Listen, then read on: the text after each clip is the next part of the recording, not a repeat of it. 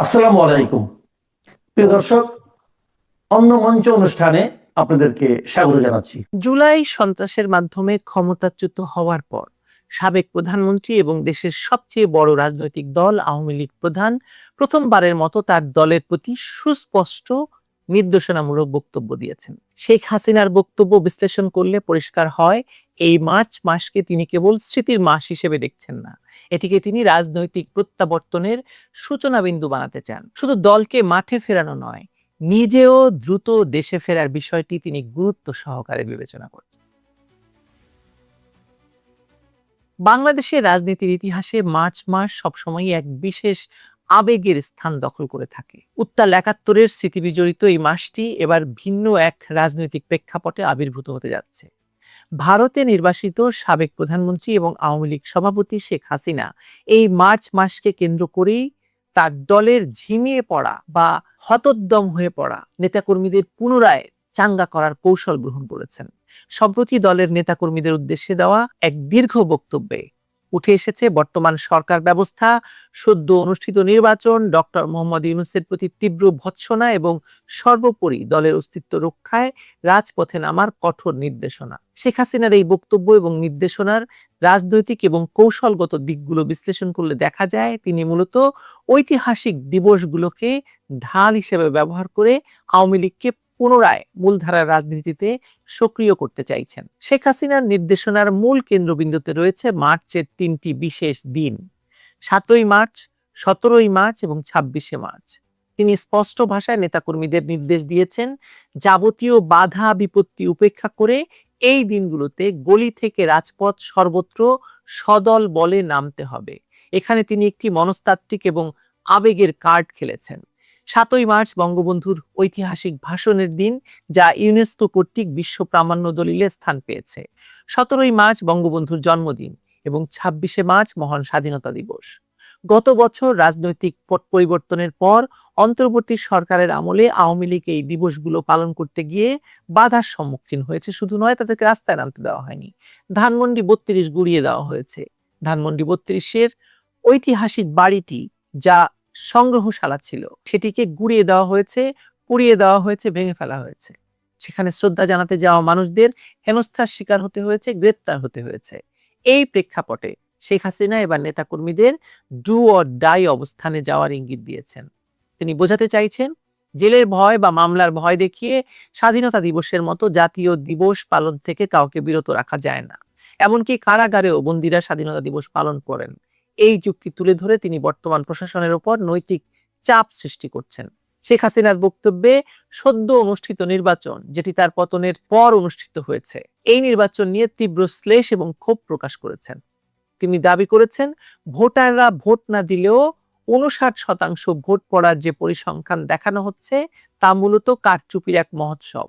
তার শাসনামলে ২০১৪, ২০১৮ এবং ২০২৪ সালের নির্বাচন নিয়ে যারা প্রশ্ন তুলতেন, তাদের উদ্দেশ্যে তিনি পাল্টা প্রশ্ন ছুড়ে দিয়েছেন। তার মতে, আগে অভিযোগ ছিল রাতের ভোটের, আর এখন দেখা যাচ্ছে সন্ধ্যার ভোট। তিনি নির্বাচন কমিশনের অদক্ষতা এবং প্রজ্ঞাপন সংশোধনের বিষয়টিকে কারচুপি প্রমাণ হিসেবে দাঁড় করাচ্ছেন। বিদেশিদের এনে নির্বাচন সুষ্ঠু দেখানোর প্রচেষ্টাকে তিনি নাটক হিসেবে অভিহিত করেছেন।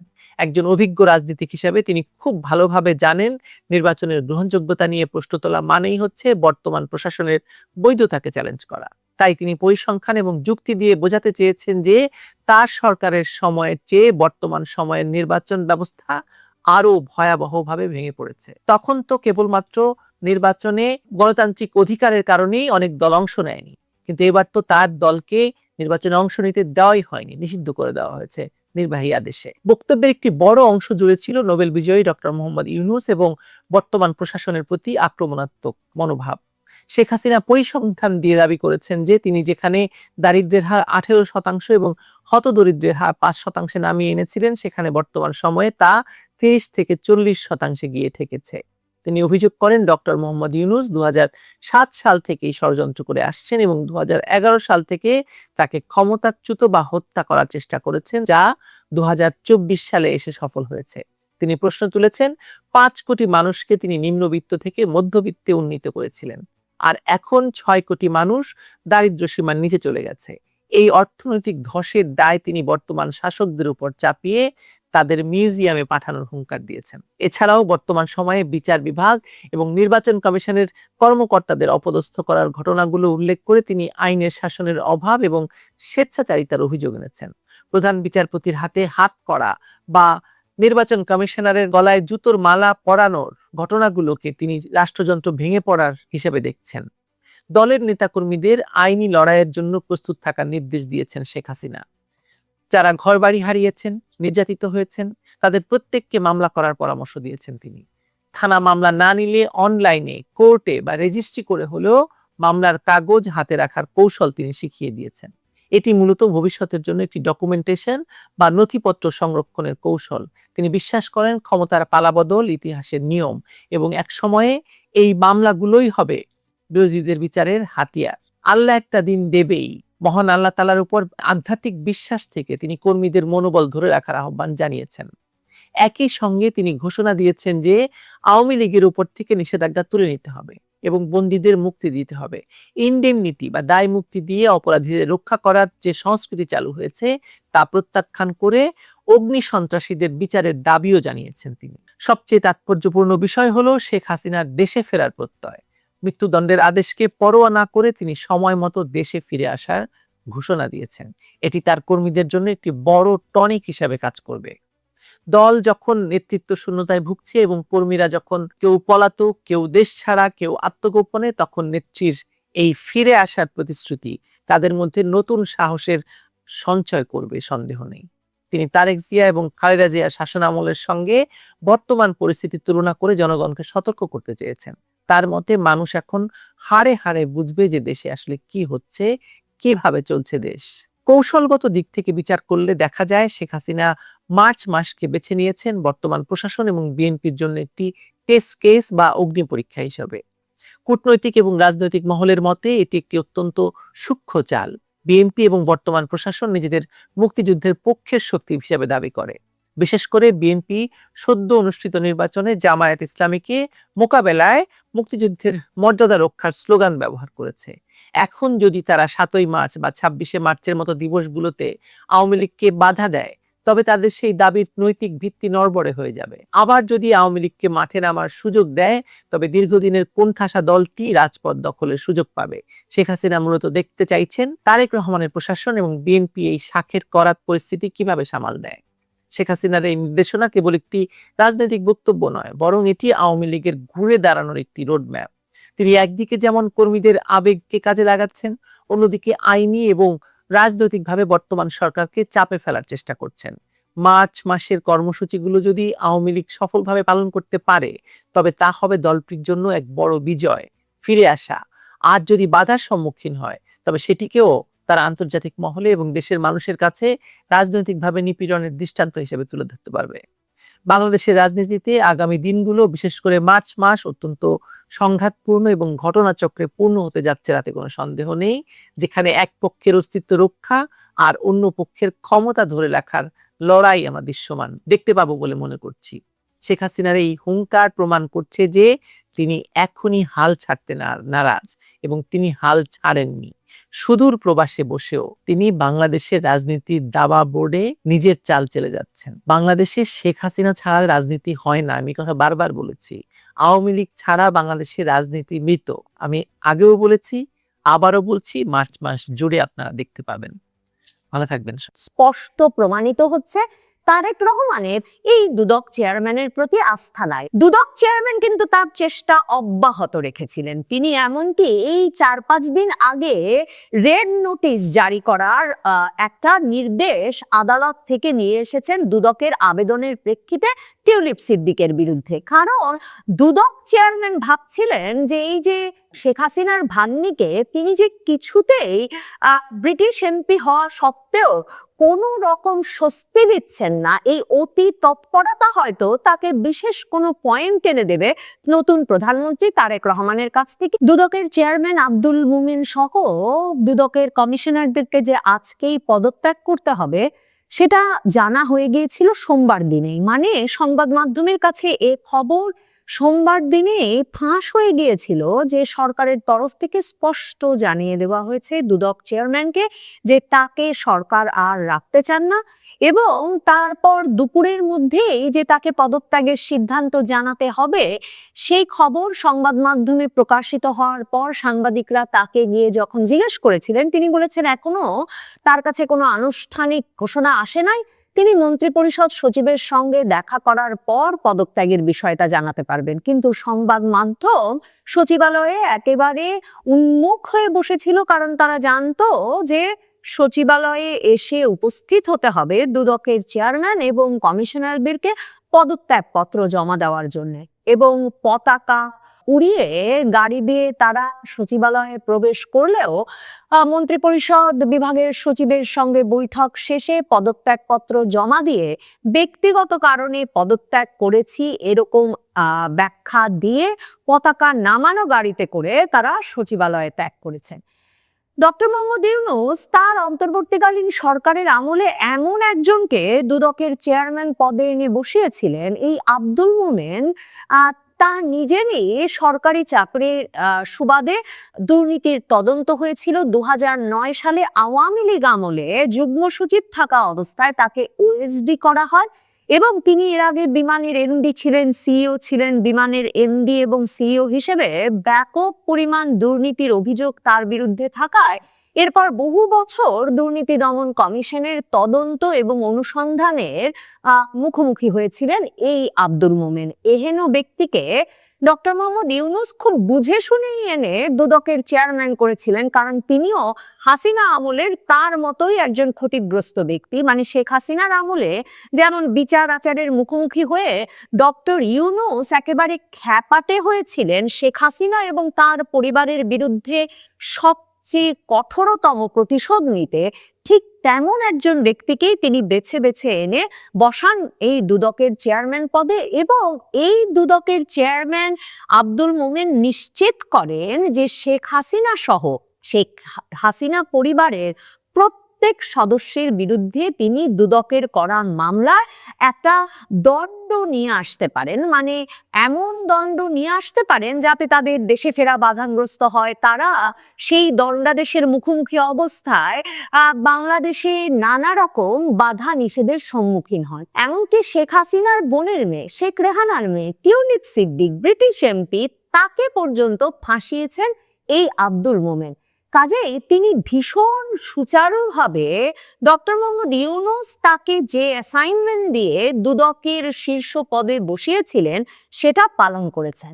তবে শেখ হাসিনার পুত্রকন্যা সজীব ওয়াজেদ জয়, সাইমা ওয়াজেদ, শেখ রেহানার 3 পুত্রকন্যা, তাদের বিরুদ্ধে যে মামলা দিয়ে তিনি দণ্ড নিয়ে এসেছেন, সেই দণ্ডাদেশের বিষয়ে ব্রিটেনের ক্ষমতাসীন দল লেবার পার্টি পর্যন্ত একথা বলেছেন যে তারা একে প্রকৃত ন্যায় বিচার বলে মনে করেন না। এছাড়া ব্রিটিশ শীর্ষ আইনজীবীরা তো প্রশ্ন তুলেছেনই যে এমন একটা প্রতিশোধমূলক বিচার আসলে একটা সাংবিধানিক প্রতিষ্ঠানের দ্বারা ঘটতে পারে কিনা। কারণ এই আব্দুল মোমেন এমন একটা বিচার সাজিয়েছিলেন যে শেখ হাসিনা এবং শেখ হাসিনা পরিবারের সকল সদস্যরা পূর্বাচলে তাদের ক্ষমতার অপব্যবহার করে 10 কাঠা করে প্লট নিয়েছেন। আর টিউলিপ সিদ্দিক, ব্রিটিশ এমপি, তিনি যেহেতু 10 কাঠা প্লট নেন নাই, তার ক্ষেত্রে তিনি মামলাটা সাজিয়েছিলেন এভাবে যে টিউলিপ সিদ্দিক নাকি তার খালা শেখ হাসিনার ওপর এ প্রভাব বিস্তার করেছেন যাতে তিনি শেখ রেহানা আর শেখ রেহানার বাকি 2 ছেলে মেয়েকে প্লট দিতে বাধ্য হন। মানে এমন এক গাঁজাখুরি মামলা সাজিয়ে সে মামলার বিচার আদায় করে একেবারে সাবেক প্রধানমন্ত্রী এবং সাবেক প্রধানমন্ত্রীর পরিবারের সকলের বিরুদ্ধে দণ্ডাদেশ নিয়ে আসা এমন সফল দুদক চেয়ারম্যানকেও যে চাকরি ছাড়তে হলো তারেক রহমানের আমলে।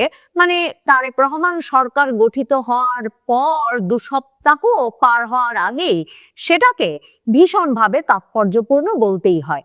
জুন মাসে 2025 সালের যখন তারেক রহমানের সঙ্গে সাক্ষাৎ করতে বিশাল বহর নিয়ে ডক্টর ইউনূস যুক্তরাজ্য গিয়েছিলেন এবং যুক্তরাজ্যের সবচেয়ে বিলাসবহুল একটি হোটেলে ছিলেন, সেই সফরে তার সঙ্গী হয়েছিলেন তথাকথিত স্বাধীন নিরপেক্ষ সাংবিধানিক প্রতিষ্ঠানের প্রধান এই দুদক চেয়ারম্যান আব্দুল মোমেন। এবং সে সময়ও আব্দুল মোমেন এমন ঘোষণা দিয়েছিলেন যে তিনি সে কারণে যাচ্ছেন কারণ তিনি নাকি ওখানে গিয়েই যুক্তরাজ্য গিয়ে আওয়ামী লীগ এবং শেখ হাসিনার পরিবারের যেসব অবৈধ সম্পদ আছে যুক্তরাজ্যে সেগুলো ফিরিয়ে আনতে যুক্তরাজ্যের প্রতিষ্ঠানের সঙ্গে কাজ করবেন এবং সেসব অবৈধ সম্পদ দ্রুত চিহ্নিত করে ফিরিয়ে আনবে। সে সময় সকলকে অবাক করে দিয়ে এমনকি প্রধান উপদেষ্টার সফর সঙ্গী হয়েছিলেন এই যে সদ্য বিদায় নিতে হলো আরেকজন যাকে, সেই বাংলাদেশ ব্যাংকের সাবেক গভর্নর আহসান এইচ মনসুরও। কিন্তু শেষ পর্যন্ত 18 মাস বাদেও এই দুদক চেয়ারম্যান কিংবা বাংলাদেশ ব্যাংক গভর্নর চিহ্নিত করে বলতে পারেন নাই যে শেখ হাসিনা পরিবারের সম্পদ তারা কোথায় কোথায় পেলেন এবং কোথা থেকে তারা সেই অবৈধ সম্পদ নিয়ে আসবার উদ্যোগ গ্রহণ করেছেন।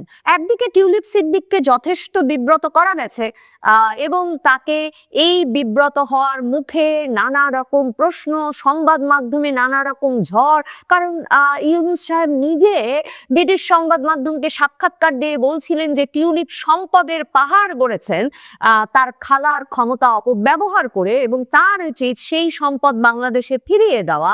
এসব কথাবার্তা বলে এমন একটা বিব্রতকর পরিস্থিতি ব্রিটিশ রাজনীতিবিদ টিউলিপ সিদ্দিকের জন্য তৈরি করে ছেড়েছেন ইউনূস সাহেব যে টিউলিপ সিদ্দিককে কিন্তু 2025-এর শুরুর দিকেই স্টারমারের মন্ত্রিসভা থেকে পদত্যাগ করতে হয়েছিল। কিন্তু এরপর থেকে টিউলিপ সিদ্দিক, তার লেবার পার্টি, ব্রিটেনের বিভিন্ন শীর্ষ আইনজীবীরা বারবার এ কথা বললেও যে কেন দুর্নীতি দমন কমিশন তাদের কাছে কি প্রমাণ আছে তিনি 10 কাঠা জমি তার মা ভাইদেরকে পাইয়ে দিতে শেখ হাসিনার উপর প্রভাব বিস্তার করেছিলেন সে তথ্য কেন প্রকাশ করছে না দুর্নীতি দমন কমিশন, কিংবা কি প্রমাণ আছে যে প্রমাণ ব্রিটিশ সরকার খুঁজে পাচ্ছে না কিন্তু এই দুর্নীতি দমন কমিশন বলে বেড়াচ্ছে বাংলাদেশে এবং ব্রিটেনের সংবাদ মাধ্যমে যে তিনি এই টিউলিপ সিদ্দিক পুতিনের সঙ্গে শেখ হাসিনার বৈঠকের সময় রূপপুর পারমাণবিক প্রকল্প পাইয়ে দিয়ে বড় ধরনের কমিশন হাতিয়ে নিয়েছিলেন। এসবের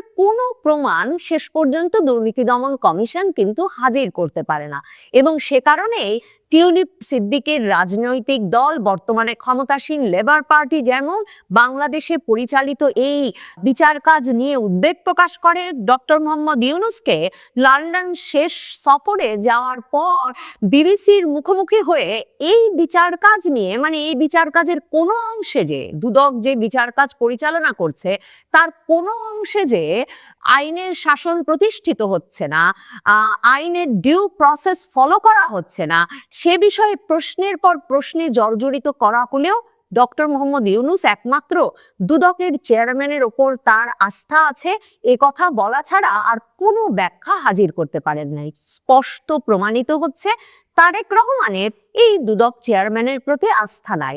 দুদক চেয়ারম্যান কিন্তু তার চেষ্টা অব্যাহত রেখেছিলেন। তিনি এমনকি এই 4-5 দিন আগে রেড নোটিশ জারি করার একটা নির্দেশ আদালত থেকে নিয়ে এসেছেন দুদকের আবেদনের প্রেক্ষিতে টিউলিপ সিদ্দিকের বিরুদ্ধে। কারণ দুদক চেয়ারম্যান ভাবছিলেন যে এই যে শেখ হাসিনার ভাগ্নিকে তিনি যে কিছুতেই ব্রিটিশ এমপি হওয়া সত্ত্বেও কোনো রকম স্বস্তি দিচ্ছেন না, এই অতি তৎপরতা হয়তো তাকে বিশেষ কোনো পয়েন্ট এনে দেবে নতুন প্রধানমন্ত্রী তারেক রহমানের কাছ থেকে এবং সে কারণে এই সদ্য 26শে ফেব্রুয়ারি দুদকের পক্ষ থেকে আদালতে আবেদন করা হয় যাতে আদালত ইন্টারপোলের মাধ্যমে টিউলিপ সিদ্দিকের বিরুদ্ধে রেড নোটিশ জারি করার নির্দেশনা দেয়। কিন্তু বোঝা যাচ্ছে যে তারেক রহমান এসব বিশেষ পয়েন্ট দিতে প্রস্তুত নন, কারণ ওদিকে তারেক রহমান নির্বাচনে বিজয়ী হওয়ার পরপরই দেশি বিদেশি সাংবাদিকদের সমন্বয়ে যেই সংবাদ সম্মেলন করেছিলেন সেখানে ব্রিটেনের শীর্ষস্থানীয় পত্রিকা ইন্ডিপেন্ডেন্টের সাংবাদিক সুযোগ পাওয়া মাত্র তারেক রহমানকে ভরা ঘরের সামনে যে প্রশ্ন প্রথমেই করেছিলেন যে তিনি ক্ষমতাচ্যুত প্রধানমন্ত্রী শেখ হাসিনা এবং তার ভাগ্নি টিউলিপ সিদ্দিকের বিরুদ্ধে চলা দুর্নীতির মামলা এগিয়ে নিয়ে যাবেন কিনা সে প্রশ্ন করে বসেন। তারেক রহমান তখন আগে আরেক প্রশ্নে, মানে আওয়ামী লীগের সঙ্গে একটা রিকনসিলিয়েশনের বা এক রকমের সহাবস্থানের ব্যবস্থা হতে পারে কিনা সে প্রশ্নের উত্তরে যে উত্তর দিয়েছেন একই উত্তর দেন তখন সেই ব্রিটিশ সাংবাদিককে যে হ্যাঁ আইনের শাসন প্রতিষ্ঠাই হবে তার মূল লক্ষ্য। কাজেই তারেক রহমান জানেন যে এ ধরনের একটা সাজানো মামলা, গাঁজাখুরি মামলা যদি পরিচালনা করে তাকে শেখ হাসিনা, টিউলিপ সহ এই যে মানে বাংলাদেশের রাজনীতিবিদ শুধু নয়, ওই ব্রিটিশ রাজনীতিবিদ পর্যন্ত জড়িয়ে ফেলার পর তাকে যদি দুর্নীতির মামলার বিচার করতে হয়, তাহলে তাকে ঘরে বাইরে ক্রমাগত প্রশ্নের মুখোমুখি হতে হবে। সেই অতিরিক্ত প্রশ্নের মুখোমুখি সম্ভবত তারেক রহমান এখন হওয়াটা বুদ্ধিমানের কাজ বলে মনে করছেন না। তারপরে এটাও মনে করে দেখুন, এই একই মামলায় আব্দুল মোমেন, এই দুদকের বিদায়ী চেয়ারম্যান, ফাঁসিয়ে গেছেন শেখ হাসিনার পুত্রকন্যাদেরও, সজীব ওয়াজেদ জয়, সাইমা ওয়াজেদকে। এখন দেশি বিদেশি সংবাদ মাধ্যমের এবং রাজনৈতিক আলোচনার প্রধান বিষয় হচ্ছে যে আওয়ামী লীগের উত্তরসূরি হবেন কে, আওয়ামী লীগের হাল ধরবেন কে। কাজেই রয়টার্সের সঙ্গে সাক্ষাৎকারে তারেক রহমানকে কিন্তু নির্বাচনের আগে এ প্রসঙ্গেও প্রশ্ন করা হয়েছিল যে তিনি শেখ হাসিনার পুত্রকন্যারা রাজনীতিতে আসতে চাইলে, দেশে ফিরে আসতে চাইলে ব্যাপারটাকে তিনি কিভাবে দেখেন। খুবই লক্ষণীয় এবং তাৎপর্যপূর্ণ বিষয় হচ্ছে তারেক রহমান কিন্তু তখন বলেন নাই যে না না, তারা 10 কাঠা প্লটের দুর্নীতি মামলায় বাংলাদেশের বিচারালয়ে এরই মধ্যে দণ্ডপ্রাপ্ত, কাজেই তাদের এখন দেশে আসার কোনো সুযোগ নাই। বরং তারেক রহমান তখন উত্তরে স্পষ্টভাবে বলেছেন যে জনগণ চাইলে যে কারোরই বাংলাদেশের রাজনীতিতে ফিরে আসার, রাজনীতিতে যোগ দেওয়ার অধিকার আছে। কাজেই তারেক রহমান একটা ফ্রেশ স্টার্ট চাইছেন। যে ব্যক্তিগত প্রতিশোধের নেশায় মেতে উঠে অধ্যাপক ইউনূস অন্তর্বর্তীকালীন সরকার পরিচালনা করেছেন আর তার বিচার, সংস্কার, এসব নতুন নতুন এজেন্ডা বাস্তবায়ন করেছেন, তারেক রহমান জানেন যে রাজনীতি করে সরকারে টিকে থাকতে হলে সেই রাজনৈতিক হিসাব নিকাশে ব্যক্তিগত প্রতিশোধের জায়গা কম এবং ডক্টর ইউনূসের নেওয়া প্রতিশোধের ভার বহন করা তার জন্য বুদ্ধিমানের কাজ হবে না।